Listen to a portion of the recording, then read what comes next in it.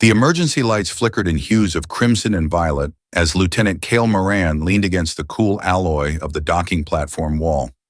His combat boots were scuffed, his armor scraped from recent skirmishes, and the headache throbbing behind his eyes felt like someone drilling through his skull with a plasma torch.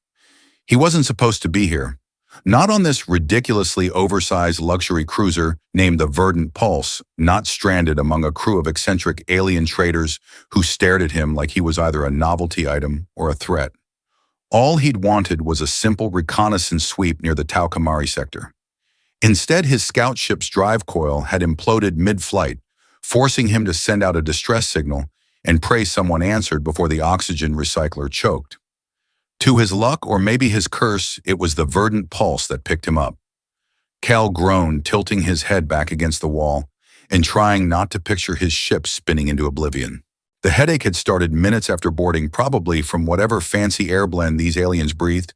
He didn't complain. Much. A soft voice interrupted his self-pity spiral. "You look like you picked a fight with a gravity well and lost." Cal opened one eye, then both. Standing in front of him was a woman or something that resembled one. Her skin was a warm lavender, shimmering faintly like stardust under the dim lights. Eyes the color of deep amethyst regarded him with amused curiosity. Her hair, a cascade of metallic silver threads, moved faintly, as if caught in a breeze that didn't exist. The white medical robe she wore clung to her lithe figure in ways that probably violated a dozen professional conduct codes. Not that Cal was filing a complaint. "Just a headache," he muttered, straightening up. His hand instinctively hovered near his sidearm, even though he doubted she posed any danger. She took a step closer. "May I?" Before he could respond, her fingers touched his temple, cool, gentle, and somehow electric. The relief was instantaneous. His migraine shattered like glass under a hammer. Stars above, Cale gasped. "How did you—" "I'm Valyrus," she said, her voice melodic but edged with curiosity. Ship's neurologic empath. "You humans don't react well to our atmospheric trace elements. I've recalibrated your quarters to mimic Earth standard. Should prevent any more cranial combustion." Kyle blinked. "Thanks. That's surprisingly considerate." Valyrus smiled, but something about the way she looked at him made his spine prickle. It was too knowing, too intimate. Then it hit him. "You read my mind just now." Her grin widened into a smirk that walked the line between wicked and delightful. "A little. It's hard not to when someone is practically shouting their thoughts into the ether, especially those interesting ones." Cale's ears went hot. "Those weren't— I didn't mean to think that." "No apology necessary," she said, turning as if nothing unusual had happened. "Your mental filters are just refreshingly transparent. That's not comforting. It wasn't meant to be." He rubbed his face, debating whether to laugh, run, or crawl into a cargo container until arrival at the nearest Federation outpost. But before he could escape, Valyrus turned back. "You're Cale, Right Lieutenant of the Terran Union, decorated in the Mirror's Rift campaign. Honorable discharge for voluntary re-enlistment. Single. Low tolerance for xenoalcohol. Very tidy mind. I like that." Cale stared at her. "Have you been spying on my files?" "No, just you. That's worse." Valyrus laughed, and to his dismay, Cale found the sound pleasing, far too pleasing for a woman who could mentally dissect him like a frog in a lab. "You should rest, or if you prefer a distraction, I can give you a tour of the ship." He hesitated. "What's the catch?" "No catch. Unless you count intellectual curiosity and a mild inclination to observe human reactions to social pressure." "Right. That sounds completely safe." She raised an eyebrow. "Is that a yes?" Cale sighed. "Fine. But no more reading my thoughts." She offered a non-committal shrug. "I'll try." As they walked through the winding corridors of the Verdant Pulse, Cale couldn't help but admire the craftsmanship. The walls pulsed faintly with bioluminescent veins of circuitry. Gravity defied logic in some hallways, and one ceiling garden contained floating orb fruits that glowed when touched. The crew, a mix of 6 alien species he couldn't name without a datapad, watched him with amused interest. "Are humans always so visible?" Valyrus asked as they passed through what looked like a tea lounge suspended in a bubble of artificial atmosphere. "We tend to stand out in places like this. Cal muttered, feeling like an exhibit in a galactic zoo. You're more than just novel, she said, her voice quieter now. You think differently, linearly, strategically. But there's depth under that armor. Please don't analyze me like I'm a science fair project, Valyrus smiled. I don't have to. You're already analyzing me back. He opened his mouth to deny it, but her expression told him she already knew. He sighed again.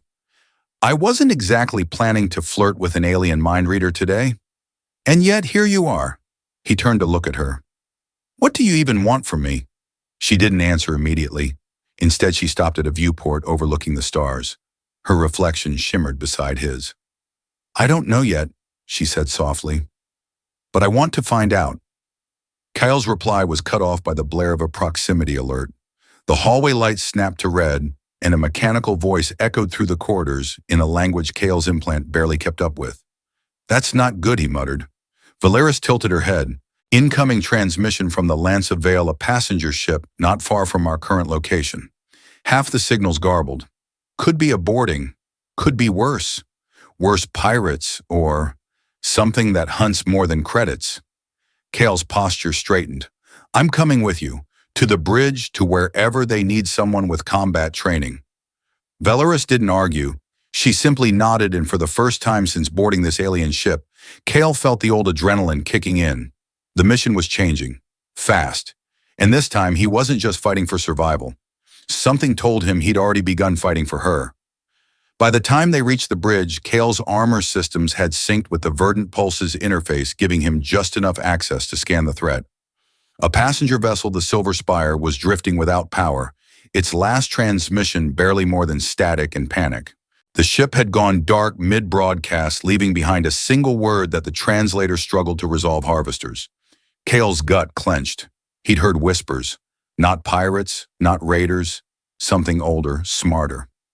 Captain Rythus, a four-eyed insectoid with a crown of translucent chitin, turned from the central console as Kale and Valyrus arrived. We've plotted an intercept, Rythus said, his mouth mandibles twitching. 2 hours from current position. We're preparing a boarding party. Kyle nodded. You'll need someone trained for shipboard combat. Let me gear up. Rythus didn't argue. Neither did Valyrus. Back in his quarters, Kyle snapped the final piece of armor into place with mechanical precision fingers, moving on instinct. Valyrus watched from the doorway, her expression unreadable. You've done this before, she said. Too many times, Kale replied, checking his ammo pack. You ever board a ship with bodies floating in the halls? No. I patched the ones who survived that part. He paused, meeting her gaze. You don't have to come. I'm not. I'm staying on the pulse. Medical lead. But if things go wrong, he frowned. What I'll know, she said, because I'll still be in here. She tapped her temple. Kyle hesitated. About that connection? It's more than telepathy, isn't it? Valyrus exhaled. When my kind link to another mind during high stress, it can create something lasting. It's rare, usually unintentional. You're saying we're bonded. I'm saying I can feel your emotions, your thoughts, sometimes before you do. Kale blinked. That's horrifying. And helpful, she said a little too quickly. He couldn't help but grin. You're not going to tell me you felt that, are you? Of course I did, she smirked. And I like that you're scared.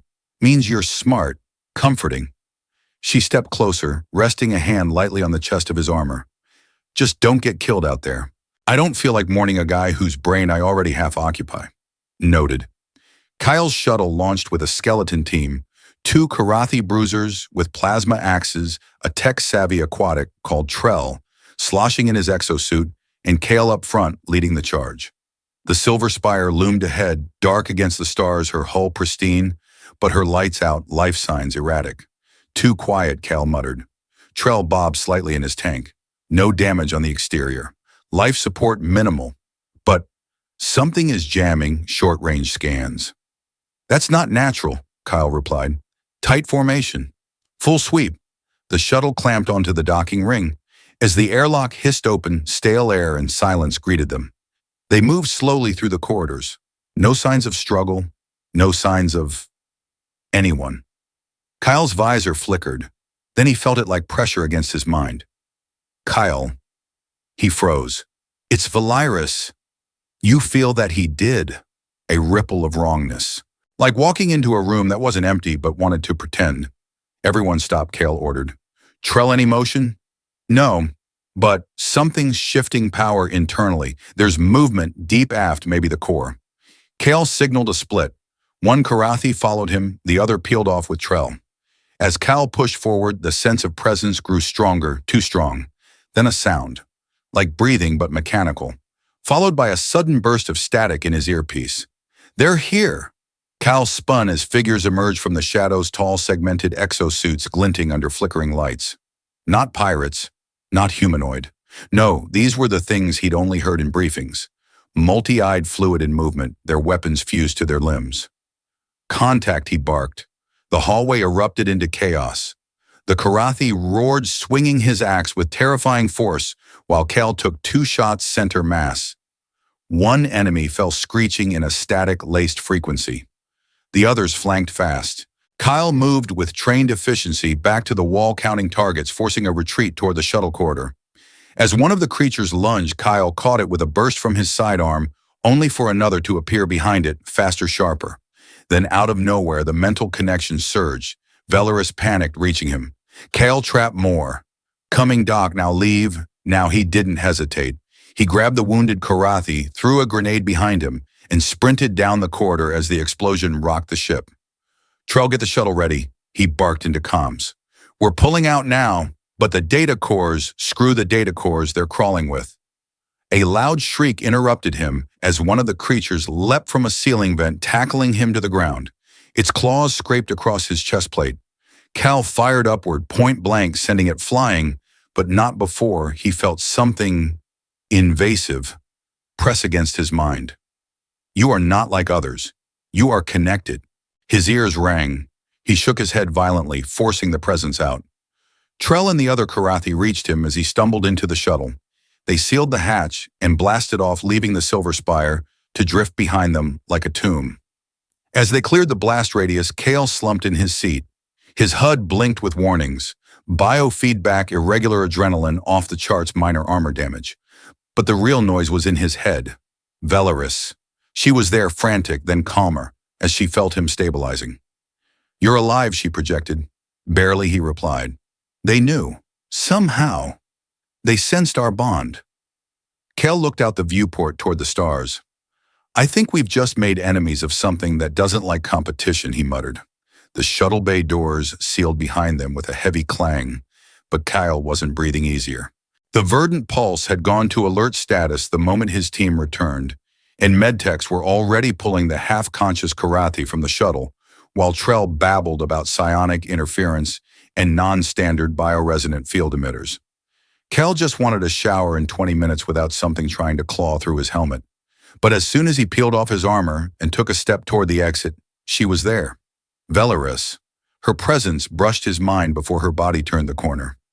She looked paler than before, her silver hair pulled back in a messy braid, eyes tired but fixed on him like he was the only thing anchoring her to reality. You weren't supposed to die on your first boarding run, she said. I didn't, he croaked. So technically mission success? Technically, she echoed, stepping close and placing her palm against his shoulder. But I felt everything. You were scared. I'd argue fear is a reasonable reaction when aliens start whispering in your skull. Her fingers tightened. They spoke to you directly. He nodded. Just one. Said I was different, that I was connected. Her eyes narrowed. They sensed our bond. That shouldn't be possible. Not unless... Cal tilted his head. Unless what? Unless they're like me, she said softly. Telepathic. Or something worse, parasitic telepaths. Ones that can override thoughts, rewrite instincts, harvest emotions. Cal's stomach dropped. That's what happened to the Silver Spire, isn't it? Valyrus didn't answer immediately. Instead, she guided him out of the hangar and into the corridor. Come with me. There's something I need to show you. He didn't ask questions, just followed her through the winding passageways of the verdant pulse until they reached a room Kyle hadn't seen before. Part lab, part meditation chamber. The lights were low, the air thick with incense-like vapor. At the center was a spherical device glowing with threads of energy. It pulsed in time with his heartbeat. "What is that?" "It's a synaptic amplifier," Valeris said, stepping to the console. "It helps me interpret complex mental connections like yours. It also stores echoes. Echoes residual, traces of telepathic contact, memories, emotional signatures, psychic fingerprints." She looked over her shoulder. "I scanned your mind while you were unconscious. Just enough to map the echo of that alien presence. You didn't ask. You were bleeding internally? I thought you'd be more concerned with living." Kyle relented with a sigh. "Fair point." She gestured toward the sphere. "Watch." He stepped closer, and the orb flickered. An image shimmered into being distorted but recognizable. The outline of the creature that attacked him. 4 eyes, no mouth. Armor fused to skin, and a mental voice sharp as glass. "You are connected." Cal flinched. Valeris tapped a control, and the image faded. "They're not just soldiers," she said. "They're collectors. What like alien hoarders know. I mean it literally. They collect traits, genetic, cognitive, psychic. They hunt beings like me. Like us now." Kale crossed his arms. "That explains the mess on the spire. But how did they find us so fast? I don't know," she admitted. "But if they were already watching the verdant pulse..." Kale finished the sentence for her. "Then this ship's in danger." Just then the intercom blared to life. "Captain Rythus, to all senior crew, we've detected an unidentified vessel approaching at sublight. No comms, no beacon.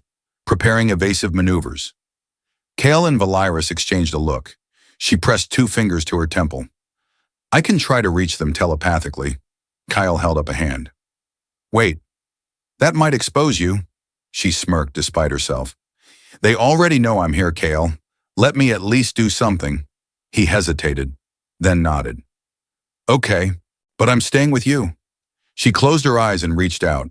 Kale felt her mind stretch like a gossamer thread into the void. For a moment, nothing. Then a jolt, like a scream made of electricity. Valeris recoiled, gasping, clutching her head. Kyle caught her before she collapsed. "Talk to me." She was trembling. "It's them. The same signal. They're broadcasting. Not words, commands. Instructions for other ships. Which means there are more out there," Kyle said grimly. "Waiting." Valeris nodded. "And they want me alive." "Well, they can't have you." She blinked up at him. "I wasn't expecting that." "What, the possessiveness? It's comforting." Kyle gave her a tight smile. "I've had aliens try to kill me, hijack me, harvest me, but no one's ever tried to bond with me before." She tilted her head, her voice softening. "And how do you feel about that?" I think he said slowly. "If we make it out of this, we should talk about it. Over something less life-threatening, like tea or whiskey." She laughed, her hand still gripping his shoulder. The intercom buzzed again. "Lieutenant Moran, report to the bridge." "Bring the empath," Valeris muttered. "They really should stop announcing that over the speakers." Kale smiled as he helped her stand. "Come on, let's go see what brand of nightmare is knocking on our door now." As they left the lab, neither of them noticed the quiet flicker in the synaptic orb behind them. An echo that didn't belong to Kale or Valeris. A third presence, subtle and patient, already watching from within the data. The Verdant Pulse's bridge was quiet when Kale and Valeris entered, too quiet. Gone was the usual chatter of multiple languages and the ambient hum of systems in routine operation. Every crew member sat stiffly at their station eyes, locked on the central view screen where a dark shape loomed closer through the void. It wasn't a ship, not exactly. It resembled a drifting fortress, massive and jagged, like a broken claw carved from obsidian. No lights, no emissions. Just presence. Captain Rythus turned as they approached. His mandibles clicked nervously. "It hasn't responded to any hails. No known transponder. But it's matching our trajectory and closing slowly." Kyle studied the display. "Any signs of weapon charge? No. But its configuration is abnormal," Rythus said. "It's running passive, but I'd wager everything I've got that it's watching us." Valeris reached out mentally again, carefully this time.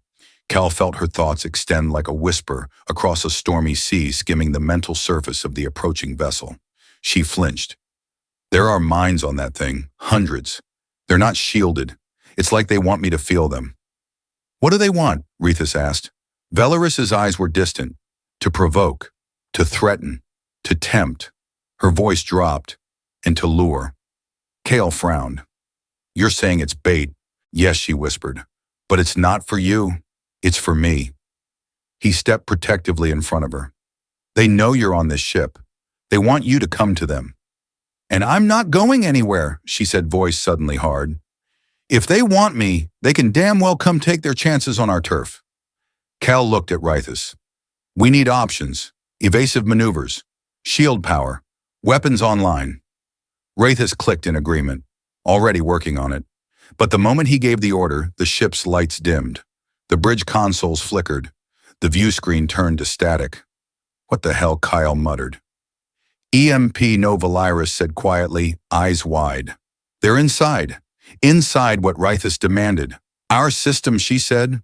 They're not hacking in the traditional sense. They're imprinting. Using a telepathic network to interface with electronics. The verdant pulse has bioneural relays, too much organic architecture. It's responding to their presence like a nervous system to a virus. Kale's blood ran cold. How do we stop it? We can't, not entirely. But we can disrupt the signal locally, she said. If I can isolate their frequency. She rushed to a console and began working furiously.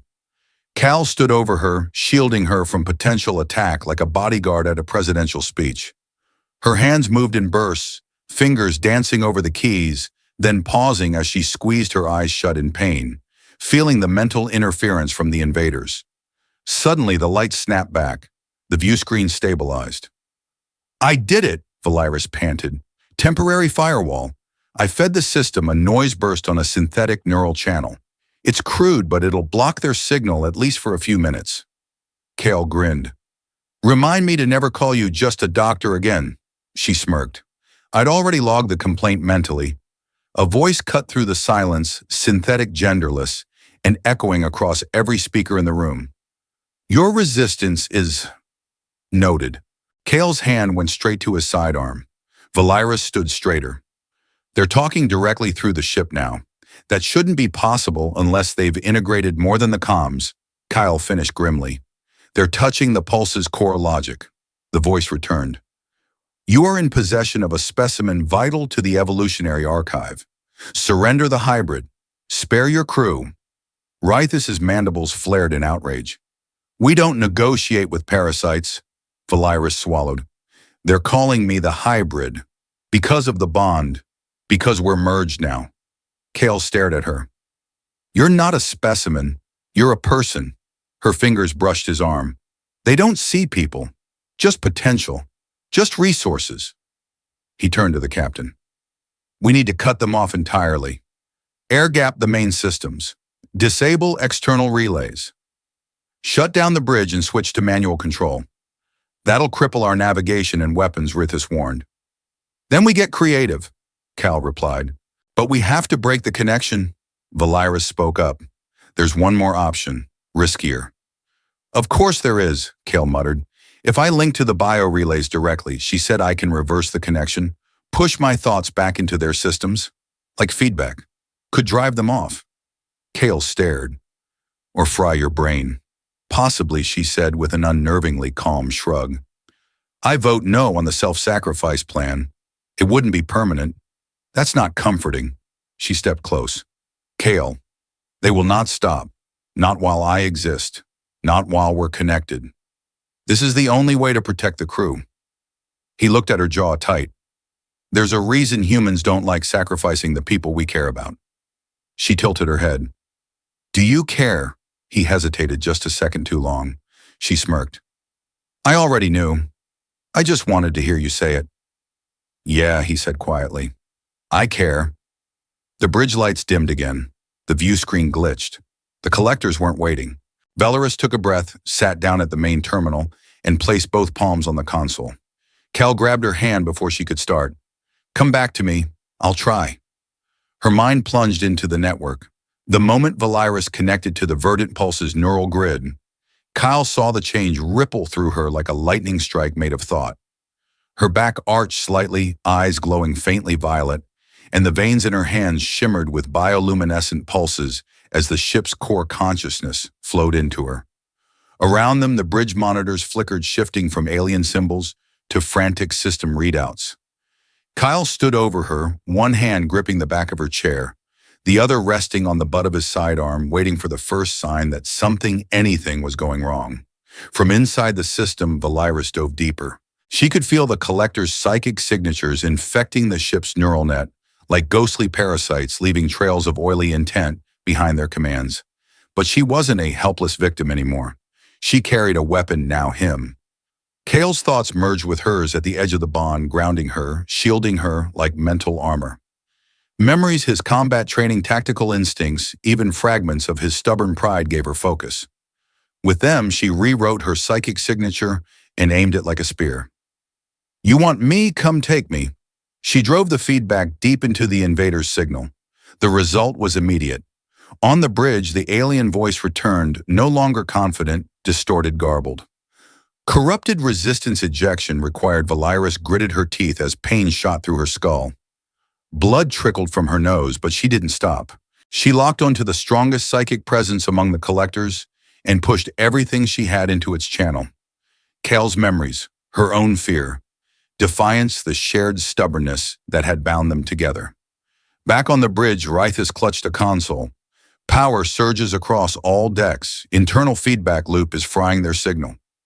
Kyle didn't hear him. He was too focused on Valiris. Her body trembled. Her lips parted in a silent scream. And then silence. The lights returned to normal. Systems stabilized. The ship's heartbeat steadied in the monitors. Valiris collapsed forward against the console. Kale caught her just before she hit the floor. Hey, Valiris," he whispered, lowering her gently. "Stay with me. Come on, I told you to come back." She stirred, eyes fluttering. Her voice was hoarse. "I never left." He exhaled a laugh that sounded suspiciously like relief. "Show off." She winced. "That hurt more than I expected." "Next time you try mental warfare through a starship, maybe ask first." "Noted," she murmured. Rythus approached, his voice low. "The signal's gone. The collector vessel is adrift, shut down. Whatever she did worked." Kale nodded. "Good. Get a boarding team over there and sweep it. Minimal personnel. They might be playing dead." Rythus turned to carry out the order, but Kale stayed kneeling beside Valiris, one hand brushing her temple, where a faint burn was already forming. "You could have killed yourself," he said softly. "You would have done the same," she replied. He paused. "Yeah, I probably would have." She opened her eyes more fully. "How are you still in my head?" He tilted his head. "What our bond it should have weakened after that kind of feedback. But you're still clear, stronger even."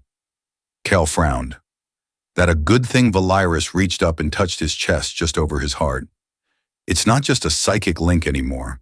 It's stabilized, rooted." He stared at her. "Are you saying this is permanent?" She nodded slowly. "Whatever they did when they tried to invade it fused us." Kale looked away for a beat. "So what now?" Valiris gave a weak smile. "Now we're stuck with each other." He chuckled. "Great. Just what I always wanted a telepath in my head, judging my snack choices." She smirked faintly. "You don't actually like those protein bricks, do you?" "I tolerate them." "That's different." They sat like that for a long moment, the flickering glow of the monitors casting soft light over them. Then the comms crackled to life. "Lieutenant Moran," came Rythus's voice. "You're going to want to see this." Cal stood and helped Valiris up. "What is it?" "From the collector ship's databanks," Rythus replied. "There's more. This wasn't an isolated attack." Cal's face hardened. "You're saying there's a fleet?" "Not exactly," Rythus said grimly. "There's a network, something they called the Vault of Minds. A central command for the harvesting effort. They've been collecting telepaths, hybrids, even partially resonant species." Valiris stiffened. "How many dozens of ships? Hundreds of victims? Maybe more." Kale set his jaw. "Coordinates. We have them. Rethus confirmed. Kale turned to Valeris. They're not just coming for us anymore. They've already taken too many. We have a chance to stop this. She nodded slowly, eyes serious. Then we hit them before they know we're coming. Together she gripped his hand. Always. Kyle had fought through ambushes, orbital skirmishes, even a sandstorm gunfight on a rogue moon, but nothing compared to planning an assault with a telepath riding shotgun inside his brain. Valeris leaned over the command table in the Verdant Pulse's strategy bay, her expression tight with focus. Their vault of minds isn't just a location. It's a structure built to amplify and store cognitive patterns. They're collecting minds, Kale. Not data, consciousness. Kale's brow furrowed. You're saying they don't just study telepaths, they download them. Yes. And the bond we share is the blueprint for something they've been trying to replicate artificially. She tapped the schematic glowing on the display. These vessels aren't command ships. They're incubators. Each one houses captured specimens, stripped down and wired into the vault's network. Kale blew out a breath. And I thought interstellar tax law was horrifying. Valeris offered him a dry smile. We still have time to intervene, but the vault is heavily defended. 4 satellite stations each with anti-ship batteries and psychic dampeners. Dampeners, Kale muttered. Of course. Wouldn't be a telepathic death trap without those. We'll need to disable the dampeners first if I'm going to get inside their network again, Valeris said. But I can't risk another full connection without external shielding. My nervous system won't survive it. Kale's jaw set. Then we build you one. A buffer system. Synthetic relay interface. We scavenge tech from the collector ship Trells already studying the Neuralink gear. Rethus entered the room, chitinous armor clicking as he moved. We've got good news and terrible news. Let's start with terrible, Kel said. The vault's location was a trap, Rethus said. Not for us specifically, but anyone who accessed their ship's databanks. They're expecting company. They've reinforced. And the good Valeris asked. Rethus held up a data slate. We intercepted a secondary frequency while parsing their systems. Someone inside the vault is resisting. A mine still active, still fighting. Valeris went still. One of the captives. More than that, Rethus said. It's a coordinated pattern. They're trying to send information out encrypted psionic bursts embedded in random background radiation. We decoded the last one. He handed it to Valeris. She read it aloud. You are not alone. Find the Chamber of Echoes. Help us. Kale frowned. What's the Chamber of Echoes? Probably their neural core, Valeris murmured, where they store consciousness. If we reach it, I might be able to free whoever's inside. And shut down the whole operation, Kale added. Valeris nodded.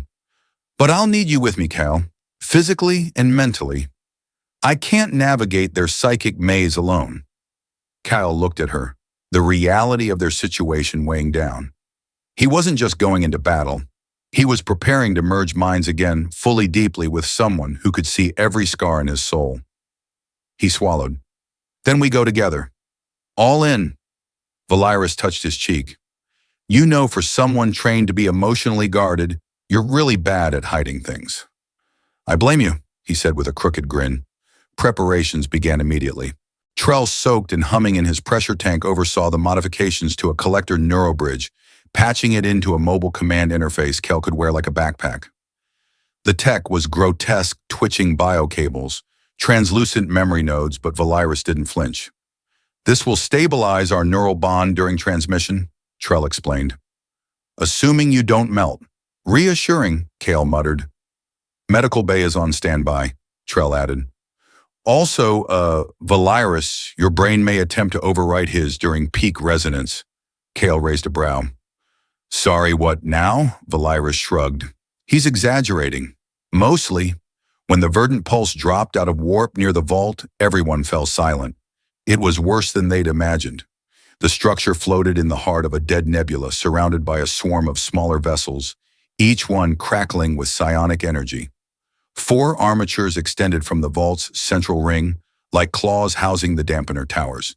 Pulses of thought radiated outward like sonar but psychic. Rithis hissed. There are minds inside those towers. Not crew.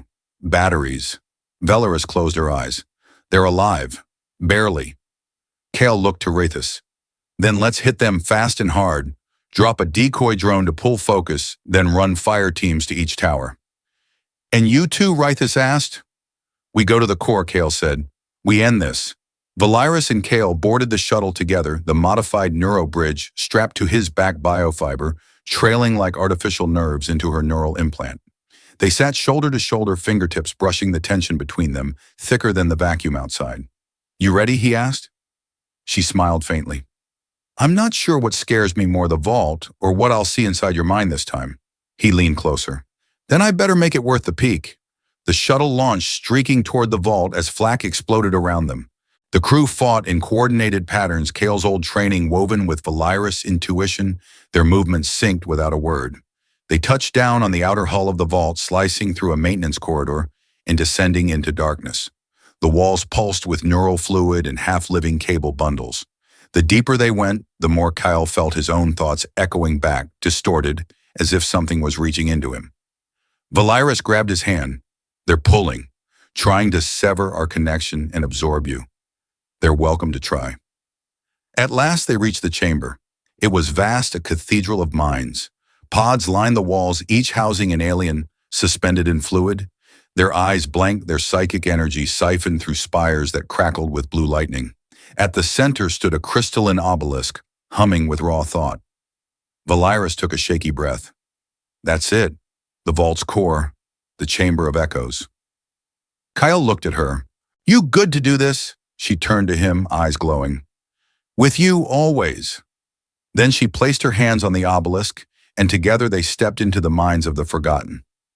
The moment their fingers touched the vault's obelisk, everything around them ceased to exist. The harsh glow of alien machinery, the vibrating hum of psychic current, it all fell away like a curtain. Kyle was no longer standing in the chamber. He was floating in a sea of stars. But these weren't stars, they were minds. Each flickering light around him carried weight, memories, anguish. He could feel every captured thought radiating pain, confusion, despair. Voices called out from the darkness. Some screamed, some whispered, "Help me! Don't forget! They erased my name!" Kyle came, Velaris' voice clear anchoring. He turned and saw her suspended nearby, her skin glowing faintly with energy drawn from the bond now thrumming between them. A thread of light stretched from her chest to his pulsing, with a rhythm that wasn't quite hers or his, but both. They're still alive, she said, voice reverent, trapped but aware. Their thoughts are bouncing endlessly inside this construct. If we can reach the center node, I can release them. Kyle looked around. How do we get there? Velaris pointed ahead where the swirling psychic sea coalesced into a towering spire of light. It pulsed violently with defensive energy, and Kale could feel something enormous moving beneath its surface. They built a guardian, she said, her face pale, a psychic filter, a program designed to reject invaders. A shape emerged from the light, vaguely humanoid. Its form shifted constantly, as though its body couldn't decide what species it was. 4 arms, 2 faces, 6 eyes. It had no true shape, only stolen echoes. It spoke with a voice that hurt to hear. You are anomalies, contaminants. Purge required. Here we go, Kale muttered, reaching for a weapon that didn't exist in this mental plane. Don't fight it like it's real, Velaris warned. It exists on thought. Attack it with intention. We shape this reality as much as it does. Kyle nodded. Then let's give it a reason to regret that. The Guardian lunged. Kale met it head-on, not with fists or bullets, but by projecting pure resolve. He poured his will into the shape of a shield, a wall of defiance built from every time he'd faced death and spat in its eye. The Guardian struck and sparks of memory flew his childhood, his training, the first time he fired a weapon, the first time he saw Velaris. He staggered but held.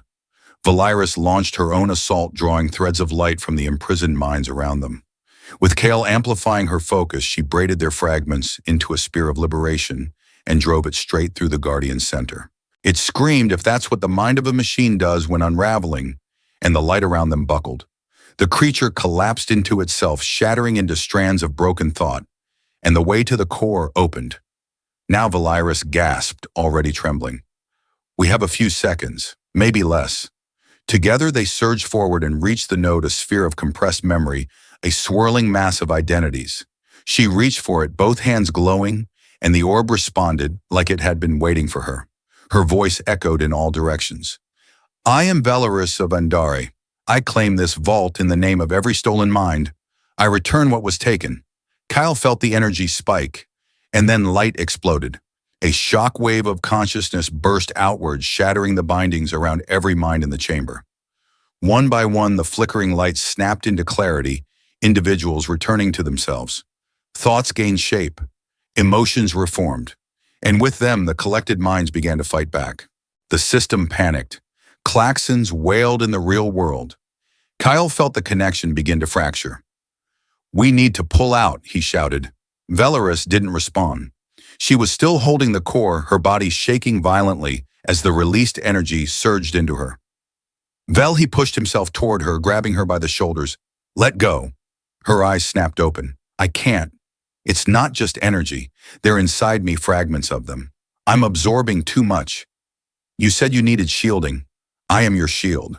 He gritted his teeth, took the bond into both hands metaphorically and literally, and pulled. The psychic sea roared, and they were yanked upward, tumbling through a cascade of fading light. Then Kale blinked and slammed back into his body on the vault floor. He coughed.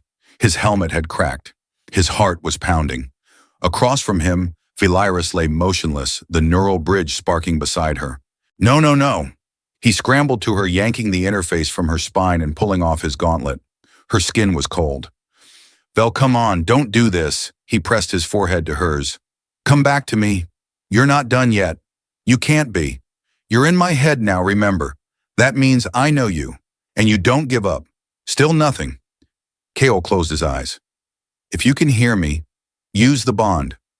Use me. Whatever you need. For a moment, silence.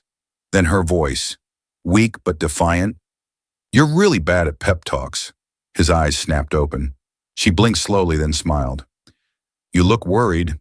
He laughed. It came out as half sob, half bark. I swear I'm putting a leash on you. Psychic leash. Kinky. He stared at her. You're delirious. Your fault. You let me in.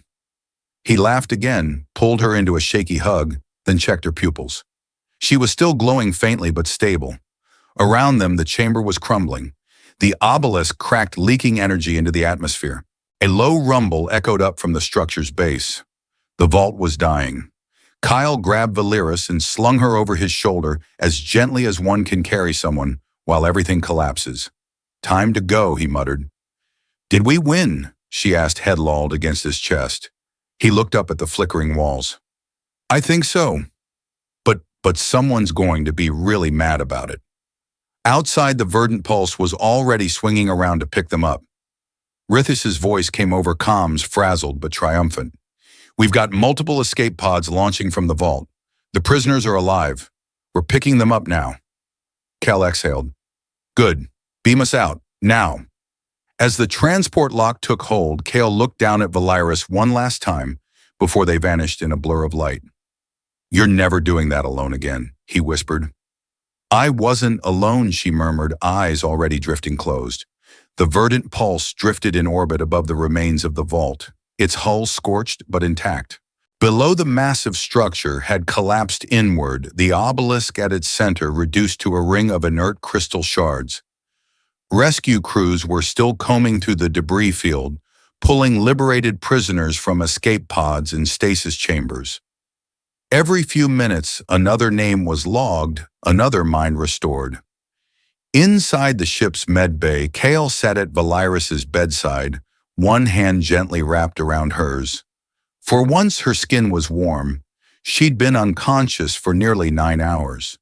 Long enough for Kale to pace a groove in the floor, run a dozen simulations, and threaten Trell twice when the aquatic medics suggested they let the neural stabilizers run their full course before reinitiating cognitive interaction. Kale had just decided to ignore that advice when her fingers twitched. Her voice followed seconds later, weak but unmistakably amused. Did you pace again? Kyle froze. Vel. Her eyes fluttered open. I could feel your stress.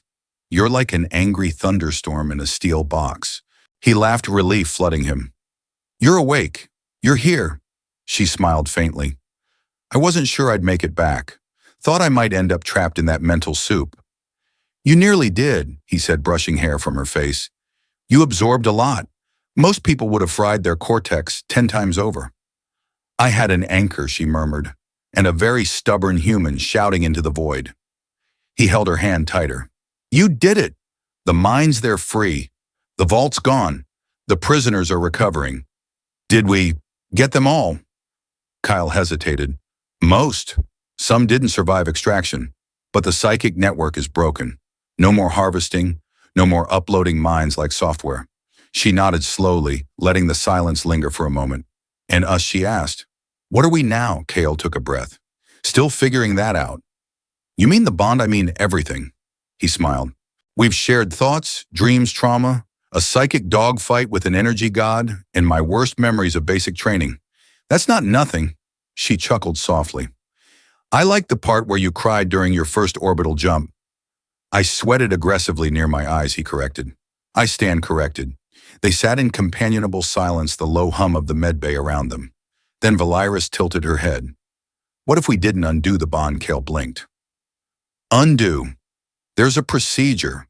Trell mentioned it. Neural separation therapy. Painful, but it's possible. Kale looked at her, really looked, into her eyes, into her presence, still entangled with his, still pulsing softly inside his mind, like a second heartbeat. You want that? He asked quietly. She didn't answer. Not directly. Instead, she reached up and pressed her hand to his chest. I feel safe here, she whispered. His breath caught. Then we keep it, he said. She smiled. You're getting better at emotional honesty. Don't get used to it. Just then the door opened. Captain Rithus entered, his insectoid eyes blinking slowly. Apologies, he said, bowing slightly. I'm interrupting something human, aren't I? Only everything, Valyrus muttered.